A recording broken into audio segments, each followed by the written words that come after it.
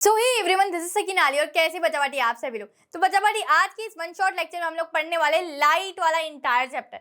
Light के दो फिनोमेनाज होते हैं, लाइट रिफ्लेक्शन परफॉर्म करता है, रिफ्रैक्शन परफॉर्म करता है। तो क्या होते हैं ये दोनों फिनोमेनाज, एंड साथ ही साथ बोर्ड पॉइंट ऑफ व्यू से ये चैप्टर बड़ा इंपॉर्टेंट है, बहुत ज्यादा मार्क्स का वेटेज रखता है। एंड साथ ही साथ मैं पूरे इंटायर चैप्टर में आप लोग को ये बताते हुए चलूंगी कि कौन से पोर्शन में से कौन सा क्वेश्चन पूछा जाता है and CBSE most repeated time कौन कौन से क्वेश्चन पूछता है और तुम्हें उसके किस टाइप से आंसर करके आने हैं, जिससे कि तुम लोग ज्यादा से ज्यादा मार्क्स स्कोर कर सको। तो चलिए बच्चावाटी विदाउट वेस्टिंग अ टाइम अपने लेक्चर को स्टार्ट करते हैं।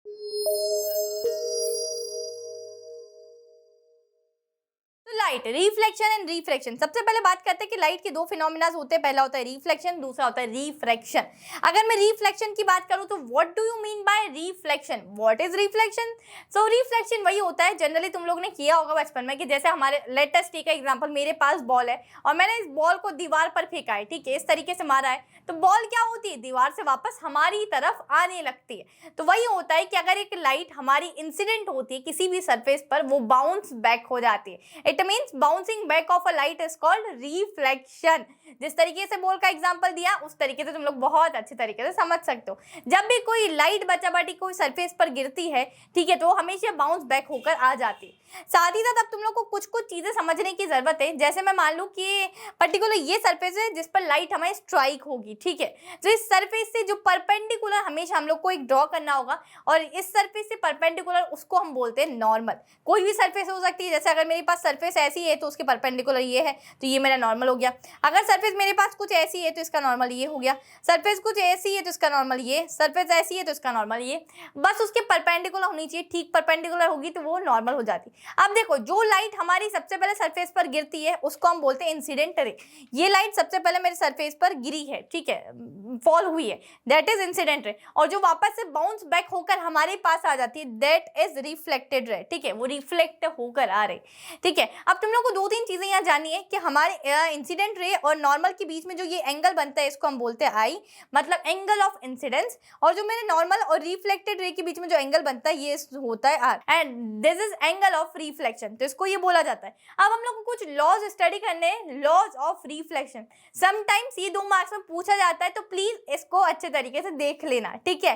Angle of incidence equals to angle of reflection, ये बोल रहा है हमेशा इंसिडेंट एंगल और रिफ्लेक्शन एंगल हमेशा बराबर होंगे। साथ ही साथ the incident ray, reflected ray and the normal all three lies on a same plane. जिस तरीके से तुम लोग देख सकते हो, ये इंसिडेंट रे है, ये नॉर्मल है, ये रिफ्लेक्टेड रे, ये तीनों एक ही प्लेन पर लाई कर रहे हैं। साथ ही साथ नेक्स्ट पर चलते हैं, properties of image in a plane mirror. यार ये समझने में तुम्हें बड़ी आसानी होगी क्योंकि तुम दिन में पता नहीं कितनी बार अपने आप को निहारते हो कांच में या मिरर में, ठीक है। यार मैं तो बड़ा स्मार्ट हूँ, मैं तो बड़ी ब्यूटीफुल लग रही हूँ, यार मेरे हेयर्स तो बड़े प्यारे है ना। उसी तरीके से बस तुम लोग को ये पढ़नी है, ठीक है। जैसे लेटेस्ट ठीक है एग्जाम्पल कि अगर मेरी हाइट 5 फीट 2 इंच है, ठीक है, तो ऐसा तो नहीं है कि मिरर में मेरी हाइट कुछ छोटी दिखाई देने लगेगी या और बड़ी दिखाई देने लगेगी, ऐसा नहीं है ना। जो मेरी एक्चुअल हाइट है मुझे मिरर में भी वही हाइट दिखती है। अगर मैं मिरर से बहुत ज्यादा पास खड़ी हूँ तो मेरी इमेज जो बनती है मिरर में वो भी बड़ी पास दिखती है। अगर मैं मिरर से बहुत ज्यादा दूर हो जाती हूँ तो मेरी इमेज भी बहुत ज्यादा दूर दिखाई देने लगती है मुझे मिरर में। अब देखो, जो मिरर के अंदर हमारी इमेज बन रही है, जो पर्टिकुलर सकीना दिख रही है, हमारा ट्विंस दिख रहा है, वो पर्टिकुलर मैं नहीं हूँ क्योंकि ये रियल सकीना तो यहाँ है ना। सो वो क्या है, एक वर्चुअल इमेज है, ठीक है। साथ ही साथ ऐसा तो नहीं होता ना कि मिरर में जैसे तुम्हारा सर यहाँ है और पैर नीचे है तो तुम उल्टे दिखते हो, पैर ऊपर और सर नीचे दिखता है, ऐसा नहीं होता ना। जैसे तुम खड़े हो वैसे की वैसी तुम्हारी इमेज दिखती है, दैट मीन्स इरेक्ट इमेज दिखती है और लेटरली इन्वर्टेड इमेज दिखती है। बस वही कुछ पॉइंट्स इन्होंने लिखे और कंक्लूड कर दिए कि इमेज साइज मतलब जितनी बड़ी मैं हूँ उतनी ही हमारे ऑब्जेक्ट की साइज होती है। जितनी बड़ी हम ऑब्जेक्ट जिस डिस्टेंस पर खड़ा है, इमेज भी हमें उसी डिस्टेंस पर दिखाई देती है। हम क्या होते हैं, इरेक्ट दिखते हैं, मतलब सीधे ही दिखते हैं। ऐसा नहीं कि मेरा सर ऊपर है तो मेरा इमेज में पैर ऊपर आ जाएंगे, नहीं ना।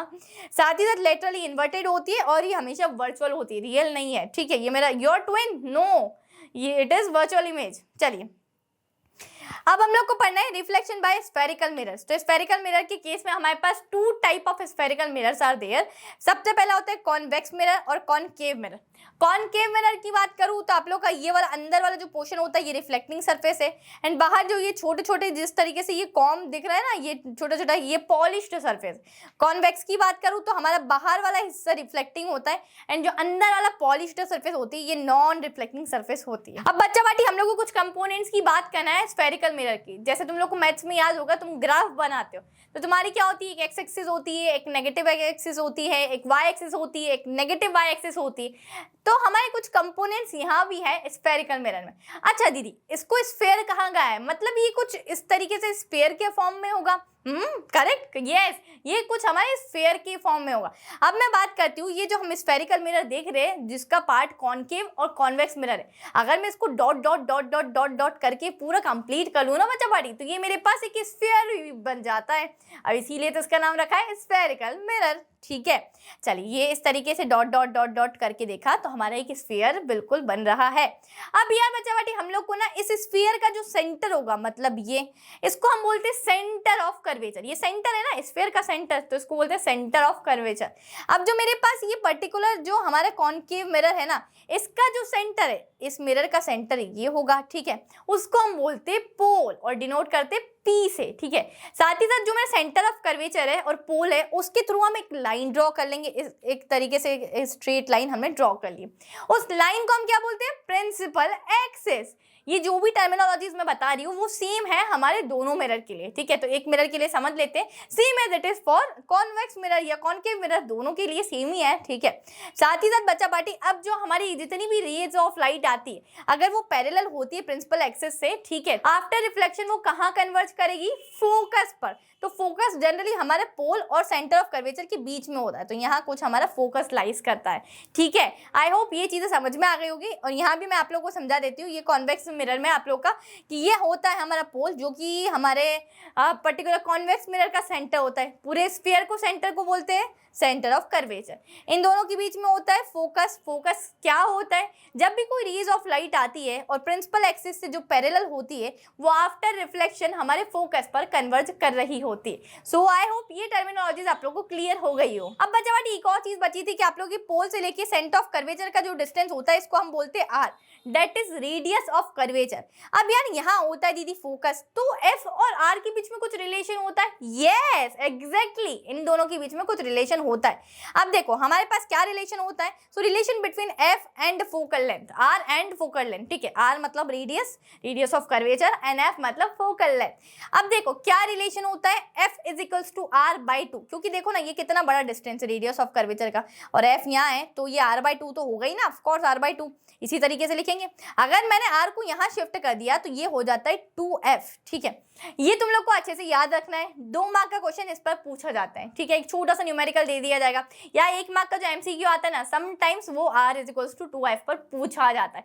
तो तुम लोग को ये रिलेशन याद होना चाहिए कि फोकल लेंथ और रेडियस ऑफ कर्वेचर के बीच में क्या हमारा रिलेशन होता है। अब बच्चा बाटी हम लोग को कुछ केसेस देखने कि अगर मेरी रेज डिफरेंट जगह से आ रही है तो किस तरीके से रिफ्लेक्ट हो रही है, तो कुछ चीजें समझते बात करते हम लोग। सबसे पहले अगर मेरी कोई एक रे हमारी फोकस से पास हो रही है तो आफ्टर रिफ्लेक्शन वो इस तरीके से हमारी चली जाएगी। ठीक है, दूसरी अगर बात करते कि कोई मेरी अगर रे ऐसी है जो सेंटर ऑफ कर्वेचर से पास हो रही है, ठीक है, अभी फोकस का देखा, आप सेकंड सेंटर ऑफ कर्वेचर का देख रहे, सो वो सेम पाथ से वापस अपने घर चली जाएगी। ठीक है, ये इस पाथ से ही आई थी। ठीक है, ऐसा नहीं है इसका फोकस जैसा कि यहाँ से वापस जाएगी, no no no no no no, ये इसी पाथ से वापस अपने घर चली गई है। देखो इसीलिए इसके कुछ ऐसे एरोस थे कि ये आ रही है और जा रही है, तो उसके उल्टे एरोस में हमने शो किए।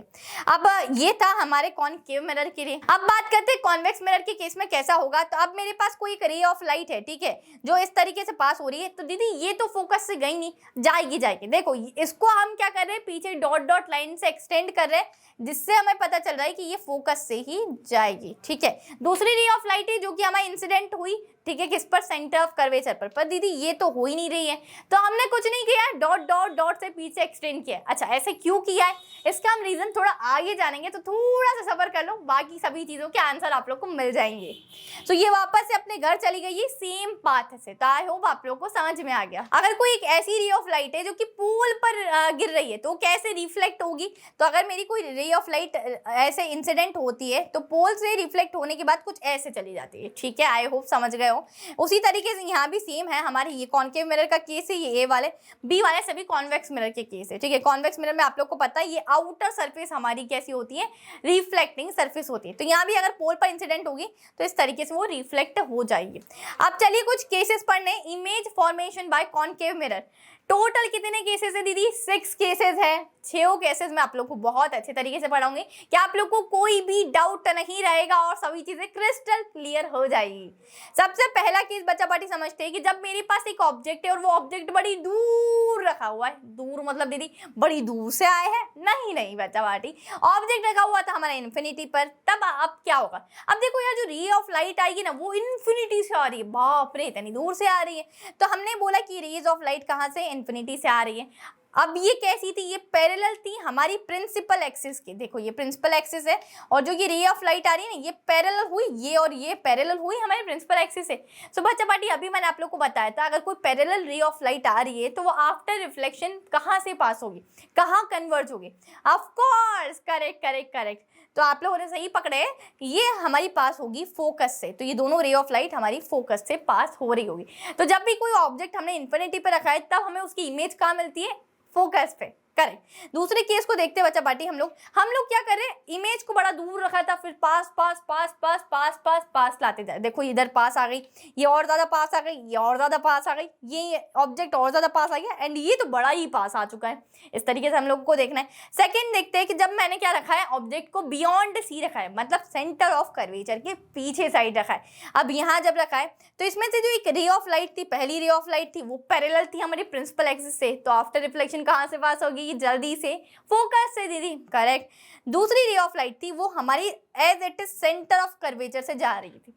मुझे बताओ जो ray of light centre of curvature से जा रही होती है तो आफ्टर रिफ्लेक्शन वो कहाँ से जाती है, सेम पाथ से ट्रेवल करती है, अपने घर सीधे चले जाती है, जिस रास्ते से आई थी उसी रास्ते से चले जाती है, ठीक है। अब ये दोनों रेस जहां भी मीट करेगी हमारी इमेज वहीं बनती है। देखो पहली रे ऑफ लाइट आई वो फोकस से चली गई, दूसरी रे ऑफ लाइट आई इस तरीके से। अब इन दोनों रेज ने यहाँ मतलब अपना मीट किया, दोनों जहां मिलती है वहां हमारी इमेज बनती है और इमेज हमारी ऐसी बनी। इमेज कैसी बन रही है बच्चा, जब मैंने बियॉन्ड सी रखा था तो इमेज मेरी बन रही between F and C, between focus और सेंटर ऑफ कर्वेचर के बीच में बन रही है। डिमिनिश्ड बन रही है मतलब बड़ी छोटी सी इमेज थी। एंड रियल एंड इन्वर्टेड बन रही है, मतलब रियल तो है ही है, जितनी भी हमारी मिरर के इस साइड होगी इमेज वो सभी रियल है, ठीक है। अगर मिरर के इस साइड हो जाएगी ना इमेज वो सभी वर्चुअल हो जाएगी। इन्वर्टेड मतलब उल्टा, ठीक है। देखो हमारा ऑब्जेक्ट ए बी था पर इमेज हमारी बी डैश ए डैश बन रही है, ठीक है, उल्टी इमेज बन रही है। थर्ड केस देखते बच्चा पार्टी, जिसमें मेरा ऑब्जेक्ट सी पर रखा हुआ है, ठीक है, और अब हमारी इमेज कहाँ बनती है, तो सबसे पहली मेरे पास एक रे ऑफ लाइट आती है, ठीक है, जो कि पैरेलल है हमारे प्रिंसिपल एक्सिस से। आफ्टर रिफ्लेक्शन कहाँ से पास होगी, ऑफ कोर्स फोकस से पास हो जाएगी। दूसरी रे ऑफ लाइट थी वो भी हमारी क्या थी, पैरेलल थी हमारी प्रिंसिपल एक्सिस से। आफ्टर रिफ्लेक्शन वो फोकस से पास हो जाएगी। अब ये दोनों जहां भी मीट करेगी ना बच्चा पार्टी वहीं हमारी क्या बनेगी, इमेज बनती है। तो ये दोनों यहाँ मीट कर रही है और यहाँ पर मेरी इमेज बन गई। और क्या बात है यार, जहां ऑब्जेक्ट रखा था वहीं पर इमेज बन गई, मतलब मैंने ऑब्जेक्ट रखा था सी पर, that mean centre of curvature पे, और मुझे इमेज कहाँ मिली, सेंटर ऑफ कर्वेचर पे। क्या बात है, गजब का सीन था ये तो ये एक अलग सा केस है जहां हम ऑब्जेक्ट रखते हैं वहीं हमें इमेज मिल रही है, ठीक है। कैसी इमेज मिल रही है, तो सेम साइज की इमेज है। अगर 5 सेंटीमीटर का ऑब्जेक्ट था तो इमेज भी मेरी 5 सेंटीमीटर की होगी। साथ ही साथ कैसी इमेज मिल रही है, रियल तो है बट इन्वर्टेड है, उल्टी है, ठीक है। चलिए नेक्स्ट केस देखते हैं हम लोग बच्चा पार्टी, जिसमें मेरे पास फोर्थ सीन है। जब मैंने क्या रखा, अब हम लोग ऑब्जेक्ट को और पास में रख रहे हैं, हम लोग ने क्या करा, सेंटर ऑफ कर्वेचर और फोकस के बीच में रख दिया। अब पहली जो मेरी रे ऑफ लाइट थी वो प्रिंसिपल एक्सिस से पैरेलल थी, तो आफ्टर रिफ्लेक्शन ऑफ कोर्स दीदी अब तो याद हो चुका है फोकस से जाएगी। दूसरी रे ऑफ लाइट थी वो मेरी सेंटर ऑफ कर्वेचर से जा रही थी, तो आफ्टर रिफ्लेक्शन सेम पाथ से घर चली जाएगी, ठीक है। सो ये दोनों जहां मीट कर रही वहां मेरे पास क्या आ जाएगी, इमेज आ जाएगी। और ये इमेज बच्चा पार्टी कैसी होगी, ये रियल एंड इन्वर्टेड होगी। ये इमेज हमारे पास इनलार्ज्ड होगी, मतलब जितना बड़ा ऑब्जेक्ट था उससे ज्यादा बड़ी हमें इमेज मिल रही है। इनलार्ज्ड है एंड रियल एंड इन्वर्टेड है। और क्या मिल रहा है हमें, बियॉन्ड सी इसकी इमेज मिल रही है। देखो सेंटर ऑफ कर्वेचर से भी कहीं ज्यादा पीछे मिल रही है। तो तुम लोग को क्या क्या बताना होता है जब भी किसी पर्टिकुलर तुम रे डायग्राम को बना रहे होते हो, कि हमने ऑब्जेक्ट को कहाँ रखा था, जैसे बियॉन्ड सी, इन्फिनिटी या बिटवीन सी एंड एफ। उसके बाद तुम्हें बताना होता है कि इमेज कहाँ बन रही है, ठीक है, किस टाइप का नेचर है, जैसे इनलार्ज्ड है, डिमिनिश्ड है, हाईली डिमिनिश्ड है, एंड साथ ही साथ कैसा नेचर है उसका, मतलब रियल एंड इन्वर्टेड है या फिर वर्चुअल एंड इरेक्ट है। तो 4 चीजें तुम लोग को इसमें अच्छे से बताकर आनी चाहिए। तो चलिए बच्चा पार्टी लास्ट सेकंड केस की तरफ बात करते हैं। जब मैंने ऑब्जेक्ट को कहाँ रखा था, फोकस पे रखा था, तब अब हमारी इमेज कहाँ बन रही होगी। तो एक रे ऑफ लाइट आई जो कि पैरेलल थी मेरी प्रिंसिपल एक्सिस से। तो ये आफ्टर रिफ्लेक्शन कहाँ से पास हो रही होगी, बताओ बताओ बताओ। सो ये आफ्टर रिफ्लेक्शन हमारी फोकस से पास होती है, तो ये फोकस से पास हो गई। दूसरी एक रे ऑफ लाइट थी जो कि मेरे सेंटर ऑफ कर्वेचर से आ रही। अब आप लोगों को पता है जब भी कोई रे of light centre of curvature से आती है तो मतलब वो जहां से आई है उसी पाथ पर, सेम पाथ पर ट्रेवल कर जाती है। मतलब यार हम घर से निकलते ही और फिर कुछ देर बाद हमें घर ही लौटना होता है ना, एट नाइट। उसी तरीके से इसका भी सीन है। बट अब हमने ये देखा कि ये कहीं भी मीट नहीं कर रही है। और यार दीदी ये मीट नहीं कर रही है, अगर ये मीट नहीं करेगी तो हम कैसे बताएंगे कि इसकी इमेज कहाँ पर बन रही है, ठीक है। सो यार जैसे हम लोग को पता है कि जब हम लोगों ने इन्फिनिटी से लाए थे रेस को तो हमारी फोकस पे इमेज बन रही थी। अब मेरे पास ऑब्जेक्ट फोकस पे रखा है तो हमने ये माना है कि दूर कहीं इन्फिनिटी पे इसकी इमेज बन रही होगी। जस्ट अपोजिट केस, ठीक है, याद रखना अच्छे से। तब इस केस में क्या होगा, इमेज हमारी इनलार्ज्ड बनेगी और रियल और इन्वर्टेड बनेगी। तो देखो एट फोकस रखा हुआ था, इमेज इन्फिनिटी पे बन रही है, इनलार्ज्ड, हाईली इनलार्ज्ड एंड साथ ही साथ रियल एंड इन्वर्टेड। अब एक केस कुछ इसका एक्सेप्शन टाइप होता है, not that particular type of exception यार, बट जब आप लोग को पता है ये जो 5 केसेस देखे इसमें सभी में रियल एंड इन्वर्टेड टाइप की इमेज बन रही थी। बट एक ऐसा स्पेशल महाराजा केस है हमारा, ठीक है, जिसमें इमेज हमारी बिहाइंड द मिरर बन रही होगी। एंड मैंने आप लोग को बताया जब भी मिरर के पीछे साइड हम दिखते हैं तो हम वर्चुअल होते हैं, वो रियल सकीना नहीं है, वर्चुअल सकीना होगी, ठीक है। सो यार ये जो अब इमेज बनेगी हमारे 6th केस में वो वर्चुअल होगी। चलिए देखते हैं कैसी है। अब हम लोगों ने क्या करा, ऑब्जेक्ट को रखा पोल और फोकस के बीच में, ठीक है, यहाँ ऑब्जेक्ट रखा। पहली मेरी जो रे थी वो इंसिडेंट हुई पोल पर, ठीक है, आफ्टर रिफ्लेक्शन वो इस तरीके से पास हो जाएगी। दूसरी जो मेरी रे थी वो सेंटर ऑफ कर्वेचर से जा रही थी, बट हमने ये देखा कि इसको आगे ये कहीं भी मीट ही नहीं कर रही है, मतलब कोई चांस ही नहीं है आगे तक मीट करने की, दोनों अलग पाथ में ट्रेवल कर रही है। तो हाउ इज इट पॉसिबल, अब इमेज कहाँ बनाए। दिक्कत तो ये है जब तक दोनों रीज मीट नहीं करेगी तब तक हमारी इमेज नहीं बन पाती है। गॉट इट बच्चा वाटी, यस।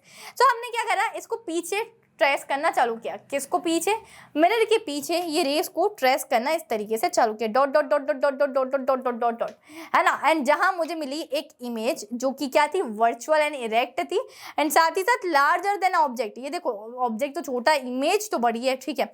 मिली कहाँ पर मुझे, बिहाइंड द मिरर, ठीक है। ऑब्जेक्ट रखा था पोल और फोकस के बीच में, बिहाइंड द मिरर मिली, एनलार्ज्ड मिली and virtual and erect image मिली। तो बच्चा बट ये कुछ 6 केसेस थे जो तुम लोग को अच्छे तरीके से आने चाहिए, ड्रॉ करना आना चाहिए, ये सभी का बताना चाहिए कि पोजीशन ऑफ इमेज कहाँ है, size of the image and nature of the image. ये 4 चीजें प्लीज प्लीज प्लीज भूल कर भी मत भूलना, ठीक है। अब बात करते हैं कुछ हमारे यूजेस की कि यूजेस ऑफ कॉनकेव मिरर क्या होते हैं। सबसे पहला यूज, जब रात में हम अंधेरे से जंगल में चल रहे होते हैं तो हमें रोशनी के लिए हम यूज करते हैं टॉर्च, जहां मिलती है हमें रोशनी, ठीक है। तो टॉर्च में जो ऊपर का जो ग्लास लगा होता है, ठीक है, जो मिरर होता है वो होता है हमारा कॉनकेव मिरर। या हम लोग बात करें जब हम लोग बड़े बड़े व्हीकल्स दिखते हैं या फिर हम जो भी स्कूटी या बाइक जो भी चलाते हैं, आगे हमारे जो व्हीकल की हेडलाइट में जो यूज होता है वो मिरर होता है कॉनकेव मिरर। साथ ही साथ अगर मैं बात करूं, तुम बहुत चॉकलेट खाते हो, दांत सड़ गए, डेंटिस्ट के पास जाना पड़ेगा। डेंटिस्ट जो तुम्हारे तित को देखते हैं, ठीक है, एग्जामिन करते हैं तुम्हारे तित को जिस मिरर से, वो होता है कॉनकेव मिरर, बिकॉज उससे तुम्हारी कैविटीज बहुत बड़ी बड़ी दिखती है, ठीक है। साथ ही साथ अगर हम लोग बात करें कि शेविंग मिरर में भी हमारा कॉनकेव मिरर यूज होता है, क्योंकि वो पर्टिकुलर जो छोटी छोटी चीजें हैं हमारे फेस पर वो इनलार्ज होकर आप लोग को दिख सके। बात करें सोलर फर्नेसेस में तो उसी में भी कॉनकेव मिरर यूज होते हैं, क्योंकि ये बहुत अच्छा कन्वर्जिंग मिरर है, तो जितनी भी हमारी सनलाइट होती है ना वो कन्वर्ज हो जाती है हमारे सोलर फर्नेसेस पे, इसीलिए कॉनकेव मिरर का यूज होता है। नाउ बच्चा पार्टी, नेक्स्ट टॉपिक है image formation by convex mirror. अब यार कॉनकेव में हमने 6 केसेस पढ़े थे, बट डरो मत, कॉन्वेक्स में सिर्फ दो ही केसेस है, ठीक है। सबसे पहला केस जब हमारा ऑब्जेक्ट होगा दूर गई इन्फिनिटी पे, ठीक है, तब इमेज कहाँ बन रही होगी, हाँ करेक्ट करेक्ट करेक्ट, फोकस पर, ठीक है। अब देखो देखते हैं, जब मेरे पास कुछ रे ऑफ लाइट थी जो कि क्या है, पैरेलल है हमारी प्रिंसिपल एक्सिस पे, है ना, तो ये आफ्टर रिफ्लेक्शन कहाँ से पास होगी, ऑफ कोर्स दीदी फोकस से। सो बच्चा पार्टी पर देखो ये तो इधर हमारी ये हो गई है, ठीक है, ये तो इधर निकल गई। ये इसलिए हुआ है क्योंकि हमारा जो कॉन्वेक्स मिरर होता है ये डाइवर्जिंग मिरर होता है, ये डाइवर्ज करता है, फैलाता है चीज़ों को, कन्वर्ज नहीं करेगा। तो हम लोगों ने क्या करा, इसको पीछे इन रेस को इस तरीके से प्लॉट किया, ठीक है, और इनको मीट करवाया। तो मीट करने के बाद ये कहाँ मिल रही है, फोकस पर। तो जब हमारी इन्फिनिटी पे हमने ऑब्जेक्ट रखा था तो हमें क्या मिला, बिहाइंड द मिरर मिली हमारी इमेज एंड फोकस पे मिली। अब बिहाइंड द मिरर कैसी इमेज मिली, तो हाईली डिमिनिश्ड पॉइंट साइज, मतलब एकदम पॉइंट साइज इमेज है कि हम देख भी नहीं सकते। साथ ही साथ वर्चुअल एंड इरेक्ट है, मैंने आप लोग को बोला था मिरर के पीछे जब कुछ भी चीज़ मिलती है तो वो होती है वर्चुअल एंड इरेक्ट। अब सेकंड केस की बात करते बच्चा पार्टी, जब मेरे पास कहाँ रखी हुई थी, पोल और साथ ही साथ हम लोग इन्फिनिटी के बीच में, हमारे पास रखिए पोल और इन्फिनिटी के बीच में एक ऑब्जेक्ट रखा हुआ है, इसकी इमेज कहाँ बनेगी, चलिए देखते हैं। सबसे पहले एक रे ऑफ लाइट आई जो कि डाइवर्ज हो चुकी है, ठीक है, इस तरीके से पीछे ट्रेस किया तो वो फोकस से पास हो रही थी। दूसरी रे ऑफ लाइट आई जो सेंटर ऑफ कर्वेचर से पास होगी, तो इस तरीके से आई थी और उसी सेम पाथ से अपने घर चली गई है, ठीक है, पीछे इसको भी एक्सटेंड किया तो ये सेंटर ऑफ कर्वेचर पर ये इस साइड से जा रही है। अब दोनों जहाँ मिल रहे हैं ना तो वो यहाँ मिल रहे हैं, पोल और फोकस के बीच में हमारी इमेज बन रही है। तो देखो इमेज कहाँ बन रही है, बिटवीन पोल एंड फोकस, और कैसी इमेज बन रही है, एकदम छोटू सी डिमिनिश्ड, ठीक है, एंड वो भी अब देखो मिरर के पीछे, मतलब क्या होगा, वर्चुअल एंड इरेक्ट इमेज यहाँ बन रही है। बात करते बच्चा पार्टी कि इसके क्या यूजेस है, कॉन्वेक्स मिरर के क्या यूजेस है। तो कॉन्वेक्स मिरर सबसे ज्यादा जो यूज होता है हमारी गाड़ियों में यूज होता है यार। देखो जब भी ट्रैफिक होता है या फिर कोई पीछे से हॉर्न मार रहा होता है, हम उसको मुड़ के थोड़ी ना देखते हैं, हम देखते हैं अपने रियर व्यू मिरर में, जिससे हमें पता चलता है कि हमारे पीछे कौन कौन से व्हीकल्स आ रहे हैं। आप देखो वो मिरर तो इतना छोटू सा होता है बट कितनी सारी उसमें व्हीकल्स दिख रही होती है, इतने बड़े बड़े ट्रक भी दिख जाते हैं, इतनी छोटी छोटी मोटरसाइकिल भी दिख जाती, इतनी छोटी सी स्कूटी भी दिख जाती है ना, एंड साथ ही साथ जो भी कुछ एनिमल्स वगैरह चलते फिरते रहते हैं वो भी दिख जाते हैं। सो यार वो एक wide range of area cover कर रहा होता है, कौन, कॉन्वेक्स लेंस, ठीक है, इसीलिए उसको यूज किया जाता है। साथ ही साथ कॉन्वेक्स मिरर को इसलिए यूज किया जाता है कि इरेक्ट और डिमिनिश्ड इमेज देते हैं। ऐसा नहीं है जैसे अगर आदमी व्हीकल पे सीधा बैठा है तो उल्टा दिखेगा आपको, कि पैर ऊपर दिख रहे सर नीचे दिख रहे, ऐसा होता है नहीं ना, सीधा ही दिखता है ना। तो ये इरेक्ट और डिमिनिश्ड इमेज आप लोग को देते हैं, छोटी छोटी छोटी छोटी देता है। आप लोगों को पता है ना हमारे वो रियर व्यू मिरर में कितने छोटे छोटे इंसान दिखते हैं, कितनी छोटी छोटी गाड़ियां दिखती हैं, है ना, इसीलिए। चलिए बच्चा पार्टी आप कुछ आप लोग को साइन कन्वेंशन सिखा देती हूँ। ये साइन कन्वेंशन आप लोग को न्यूमेरिकल के अंदर बहुत ज्यादा काम आएंगे, बिकॉज आप लोग को जब भी कोई एक डायग्राम दिया होता है उससे आप लोग को पता लगाना होता है कि इसकी पर्टिकुलर मतलब इसकी वैल्यू नेगेटिव में होगी पॉजिटिव में होगी। चलिए ध्यान दें। अब देखो ये मेरे पास एक कॉनकेव मिरर है बच्चा पार्टी, ठीक है, ये इसकी पॉलिशिंग सरफेस है और ये रिफ्लेक्टिंग सरफेस है। ये हमारे पास एक प्रिंसिपल एक्सिस है, ये पोल है, ठीक है। जब भी हमें कोई भी डिस्टेंस लेना हो वो पोल के अगर राइट साइड से हम लेते हैं तो सभी पॉजिटिव होगी। राइट साइड में अगर कोई इमेज है, ऑब्जेक्ट है, इमेज बनती है ना, तो हमेशा वो इमेज की वैल्यू पॉजिटिव आना चाहिए, जैसे पॉजिटिव 49, पॉजिटिव 25, इस तरीके की वैल्यूज होनी चाहिए, ठीक है, कभी भी नेगेटिव नहीं होती। अगर हम लोग पोल के लेफ्ट हैंड साइड पर चलते हैं तो हमेशा नेगेटिव वैल्यू होनी चाहिए हमारी, ठीक है। हमेशा हम लोग इस साइड पर लेफ्ट हैंड साइड पर हम लोग क्या लेते हैं, पर्टिकुलर ऑब्जेक्ट लेते हैं, तो ऑब्जेक्ट की वैल्यू हमेशा नेगेटिव होनी चाहिए मिरर्स के केस में, ठीक है। अब साथ ही साथ बात करते हैं कि मेरे पास कोई ऑब्जेक्ट रखा हुआ है, अगर वो क्या है, उसकी हाइट प्रिंसिपल एक्सिस से अबोव है, ठीक है, प्रिंसिपल एक्सिस के अपवर्ड है, तो हमेशा पॉजिटिव में हम कंसीडर करेंगे। बट अगर प्रिंसिपल एक्सिस से बिलो है या डाउनवर्ड्स है तो हमेशा नेगेटिव में होगी। चार चीजें याद रखना है, राइट हैंड साइड जितनी भी हमारी डिस्टेंस होगी उसको पॉजिटिव में लेते हैं, लेफ्ट हैंड साइड नेगेटिव में लेते हैं। कोई भी एक ऑब्जेक्ट है अगर वो प्रिंसिपल एक्सिस से अबोव रखा हुआ है तो पॉजिटिव, प्रिंसिपल एक्सिस से बिलो रखा हुआ है तो नेगेटिव। Got it. चलिए बात करते हैं मिरर फॉर्मूला की, जो कि 99-100% आने ही आने वाला है, ठीक है। क्या होता है mirror formula, 1/v plus 1/u is equal to 1/f। v इसमें से होता है हमारा इमेज डिस्टेंस, u होता है ऑब्जेक्ट डिस्टेंस और f होता है हमारा फोकल लेंथ। अब बच्चा पार्टी समटाइम्स तुम्हें कोई क्वेश्चन दे दिया जाता है जिसमें से तुम्हारे पास v की वैल्यू होती है, u की वैल्यू होती है एंड तुम्हें फाइंड करनी होती है what is f in this question, and वो तुम लोग को बोल देता है कि इसमें मैग्निफिकेशन भी आप लोग को बताना है एंड ऑल्सो आप लोग एक हमें री डायग्राम बनाकर बताइए। जो भी पर्टिकुलर कोई कंडीशन होगी कि हमने ऑब्जेक्ट को रखा था 20 सेंटीमीटर पर, उसकी रेज हमारी आ रही थी इस तरीके से, तो इमेज कहाँ बन रही होगी, किस पोजीशन पे बन रही होगी, ठीक है। तो आप लोग को बहुत अच्छे तरीके से री डायग्राम बनाने आने चाहिए, नहीं तो पिक्चर उलझ जाएगी मेरे दोस्त, ठीक है। मैग्निफिकेशन का फॉर्मूला होता है, मैग्निफिकेशन को हम स्मॉल m से रिप्रेजेंट करते हैं। मैग्निफिकेशन का फॉर्मूला होता है height of image upon height of object. Height of image को हम लोग h डैश से रिप्रेजेंट करते हैं, हाइट ऑफ ऑब्जेक्ट को नॉर्मल h से। अगर इन टर्म्स ऑफ v और u के इसमें लिखना हो तो हम लोग लिखते हैं -v/u, ठीक है। तो magnification is equals to m is equals to -v/u, ठीक है। चलिए अब ये तीन चीज़ें आप लोग की हो चुकी है। बात करते बच्चा वाटी रिफ्रैक्शन की। What do you mean by refraction?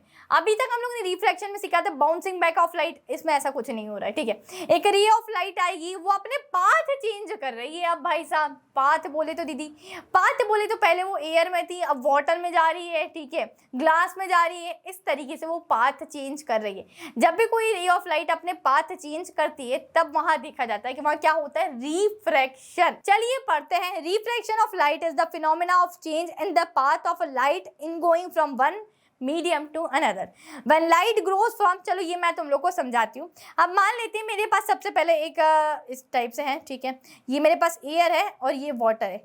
Air कैसा मीडियम होता है, रेयर मीडियम होता है, ठीक है, रेयर मीडियम होता है। और वाटर कैसा मीडियम होता है, तो मेरे पास डेंसर मीडियम होता है। अब ये एयर और वाटर, तो जब भी मेरे पास कोई एक ray of light rare medium से डेंसर मीडियम जाती है, ये रेयर मीडियम, ये डेंसर मीडियम, तो वो टूवर्ड्स द नॉर्मल इस तरीके से रिफ्रैक्ट होती है। ये इंसिडेंट हुई, ये रिफ्रैक्ट हो गई। जब भी कोई मेरे पास रे ऑफ लाइट होगी वो डेंसर मीडियम से रेयर मीडियम जाएगी। मतलब मान लेते हैं ये वाटर है और ये एयर है, ठीक है, तो ये रे ऑफ लाइट पहले इंसिडेंट हुई और ये अवे फ्रॉम द नॉर्मल इस तरीके से चले जाएगी, ठीक। तो चलिए पढ़ते हैं। When light goes from dense to rare medium it bends away from the normal, but when light goes from rare to denser medium it bends towards the normal.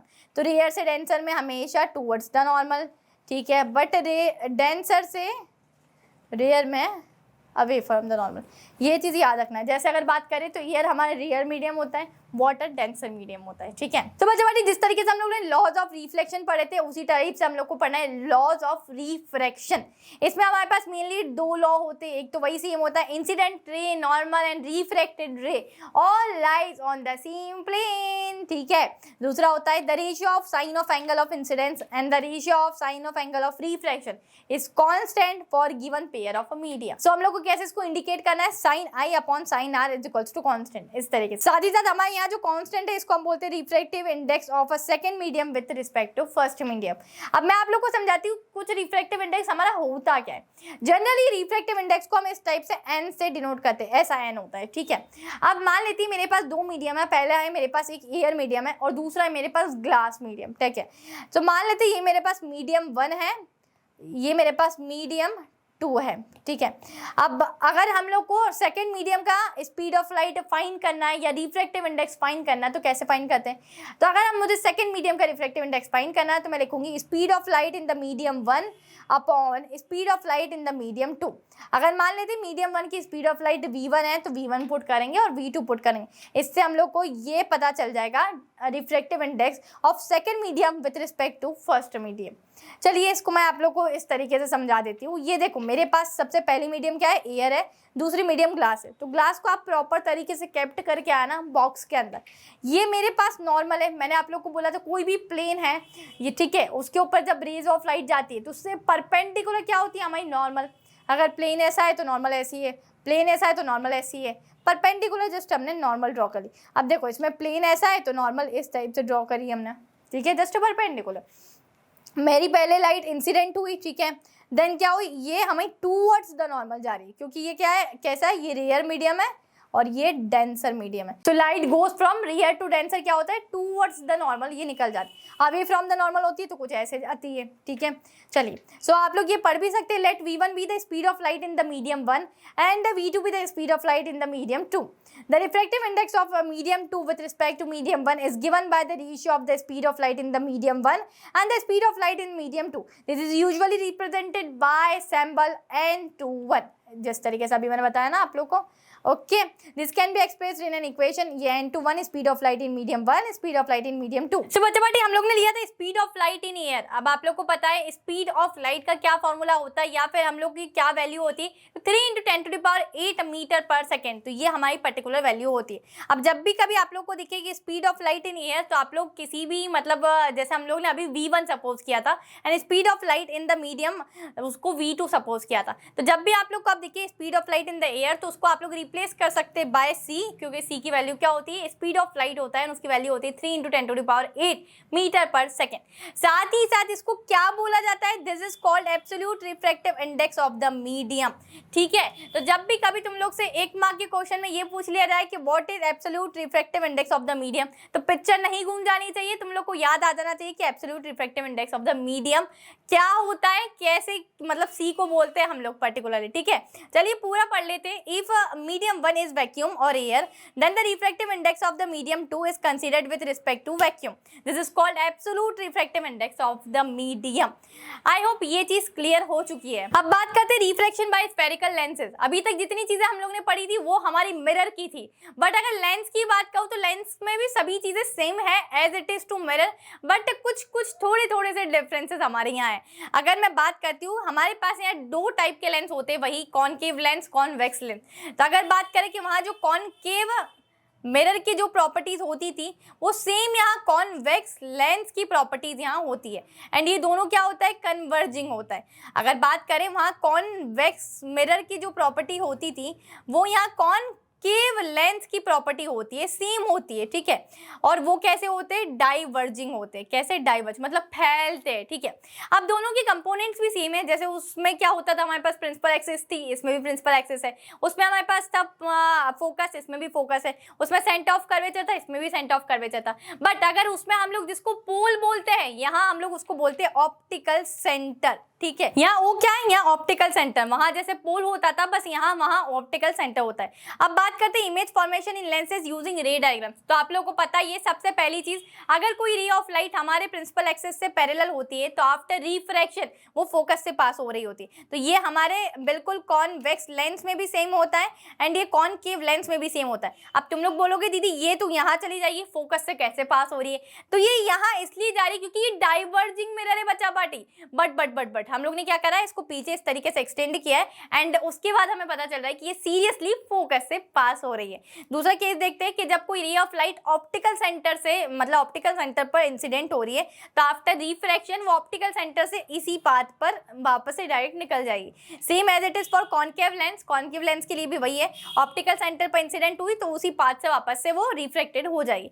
अब बात करते हैं तीसरे केस की कि मेरे पास कोई एक रे ऑफ लाइट है जो फोकस पर इंसिडेंट हो रही है, तो आफ्टर रिफ्रैक्शन क्या होगा, वो हमारे प्रिंसिपल एक्सिस के पैरेलल हो जाएगी। ये वैसा ही केस है जैसे अपोजिट हम लोग बोलते हैं ना, मैं आप लोग को सिखाया अभी पूरे इंटायर चैप्टर में कि कोई रे ऑफ लाइट अगर मेरे प्रिंसिपल एक्सिस से पैरेलल है तो आफ्टर रिफ्रैक्शन वो फोकस पर मीट होती है या फोकस से पास होती है। अगर अब इसका उल्टा करो, उल्टा क्या होगा, अगर कोई एक रे ऑफ लाइट मेरे फोकस पर इंसिडेंट होती है तो आफ्टर रिफ्रैक्शन वो हमारी प्रिंसिपल एक्सिस से पैरेलल होगी। तो same for convex lens, same for concave lens, ठीक है। अब आगे बढ़ते हैं image formation by convex lens. तो कॉन्वेक्स लेंस में भी अभी हमें 6 केसेस पढ़ने, उसी टाइप से 6 केसेस जिस टाइप से हम लोगों ने पढ़े थे कॉनकेव मिरर में।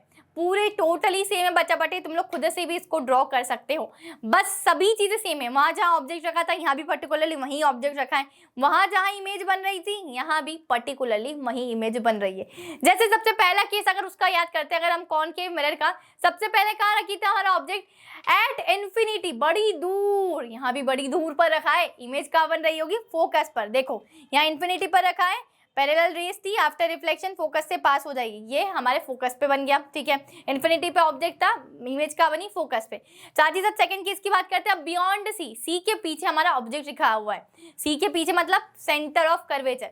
बस इसमें बच्चा बड़ी इतना डिफरेंस है कि वहां हमारे पास एक सेंटर ऑफ कर्वेचर होता था, अब हमारे पास यहाँ दो सेंटर ऑफ कर्वेचर होते, दो फोकस होते। इसका क्या रीजन है दीदी, ऐसा क्यों होता है? क्योंकि वो एक स्फीयर से मिलकर बना था हमारा मिरर, बट लेंस हमारे दो स्फीयर से मिलकर बने होते। अब एक स्फीयर का एक सेंटर ऑफ कर्वेचर, दूसरे स्फीयर का दूसरा सेंटर ऑफ कर्वेचर, एक स्फीयर के अपनी फोकल लेंथ, दूसरे स्फीयर की अपनी फोकल लेंथ। इसीलिए हमेशा लेंस में दो f1 होते हैं, दो c1 होते हैं, c1 c2 मतलब c1 मतलब सेंटर ऑफ कर्वेचर 1, c2 मतलब सेंटर ऑफ कर्वेचर 2, f1 मतलब फोकल लेंथ 1, f2 मतलब फोकल लेंथ 2। आई होप ये समझ आ गया होगा। चलिए, तो सेकंड केस था, जब बियॉन्ड सी रखते हैं हम ऑब्जेक्ट को, तो मेरे पास इमेज कहाँ मिल रही होगी, हम लोग को इमेज मिल रही होगी हमेशा सेंटर ऑफ कर्वेचर और फोकस के बीच में, ठीक है। तीसरा केस की बात करूँ तो जब मेरे पास ऑब्जेक्ट कहाँ रखा है, सेंटर ऑफ कर्वेचर पे, तो इमेज कहाँ मिलेगी, ऑफ कोर्स दीदी सेंटर ऑफ कर्वेचर पे। एंड आप लोग को पता है कि ये सेम साइज की इमेज होती है।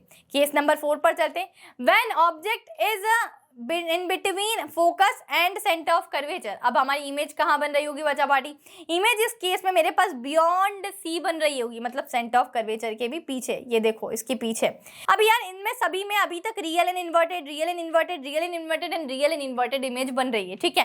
बिकॉज जब भी हमारी इमेज यहाँ राइट हैंड साइड पर हमारी इमेज बन रही होती तो सभी रियल एंड इन्वर्टेड होती, बट अगर लेफ्ट हैंड साइड पर कोई इमेज बन रही होती तो वो कैसी होगी, वर्चुअल एंड इरेक्ट होगी।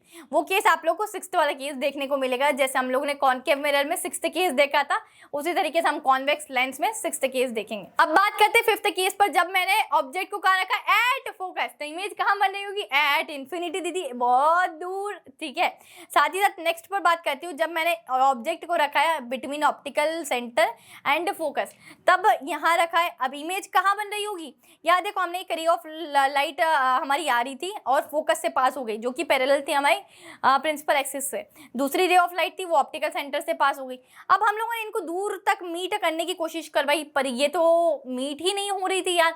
इन दैट केस हम लोग ने क्या करा, इसकी रेस को पीछे तरीके से ऐसे ट्रेस किया, एक्सटेंड करने की कोशिश की, एंड यहाँ इसकी इमेज बनाई।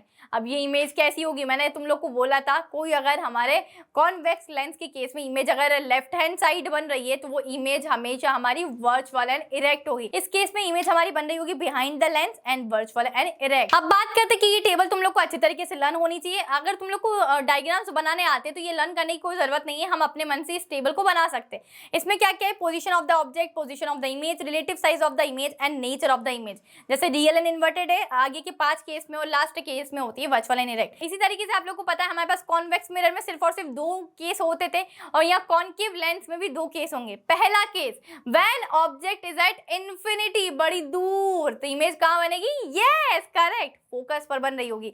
तो वही है, यहाँ हम लोग बहुत इन्फिनिटी से ये रेस को ला रहे हैं, और ये डाइवर्जिंग लेंस है तो ये डाइवर्ज हो रही है इस तरीके से इनकी रेस, ठीक है, और इसको हमने पीछे एक्सटेंड करवाया तो ये फोकस पर मिल जाएगी। तो अब हमारी इमेज कहाँ मिल रही है, एट फोकस। अब सेकंड केस की बात करती हूँ, तो सेकंड केस में मेरे पास क्या है कि हमारा जो पर्टिकुलर ऑब्जेक्ट है ये ऑप्टिकल सेंटर और इन्फिनिटी के बीच में रखा हुआ है, ठीक है। तो यहाँ हमने पुट किया है, एक रे ऑफ लाइट आई, ठीक है, तो वो हमारी इस तरीके से डाइवर्ज हो गई है, और मतलब पैरेलल थी प्रिंसिपल एक्सिस से, तो मतलब पीछे हम एक्सटेंड करेंगे तो ये हमारी फोकस से पास होगी, लाइक दिस। अब दूसरी रे ऑफ लाइट आई तो ये हमारी ऑप्टिकल सेंटर से पास हो रही है, दोनों कहाँ मीट कर रही है, between focus and optical centre. तो यहाँ क्या मिल रही होगी, मुझे मेरी इमेज, और बहुत ज्यादा छोटी है तो हाईली डिमिनिश्ड इमेज हमें मिल रही है। इसके भी आप लोगों को वो याद होने चाहिए कि मतलब हम लोग ने कहाँ ऑब्जेक्ट रखा है, कहाँ हमारी इमेज बन रही है, कैसा नेचर है और कहाँ पर बन रही है, ठीक है। तो बच्चा बाटी ये चीज आप लोग देख लेना। साथ ही साथ लास्ट पर बात करते हैं, that is lens formula and magnification. अब अगर मैं बात करूं मिरर फॉर्मूले की, तो आप लोग को याद होगा मिरर फॉर्मूला होता है 1/v + 1/u = 1/f। बट दीदी हमारे पास लेंस फॉर्मूला था 1/v - 1/u = 1/f। कुछ डिफरेंस दिख रहा है बच्चा पार्टी, जल्दी से बताओ, येस और नो। येस दीदी दिख रहा है डिफरेंस, हम लोगों को पूरा फॉर्मूला सेम दिख रहा है एक्सेप्ट वन डिफरेंस, ठीक है। क्या डिफरेंस है, इसमें सिर्फ और सिर्फ माइनस का साइन है और इसमें प्लस का साइन दिख रहा है, ठीक है। सो मिरर फॉर्मूले में हमेशा प्लस होता है और लेंस फॉर्मूले में माइनस होता है। मैग्निफिकेशन की बात करूं अगर मैं लेंस फॉर्मूले की, मतलब लेंस की, ठीक है, तो ये हम लोग स्मॉल m से डिनोट करते हैं। आप लोग को पता है height of image upon height of object हमारा होता है, इसको हम ऐसे डिनोट करते हैं m = equals to h dash upon h, lens के लिए बात कर रही हूँ, और v बाई यू के टर्म में v बाई यू। बट अगर मिरर फॉर्मूले की बात करूँ तो m is equals to h dash upon h, height of image upon height of object is equals to minus v by you.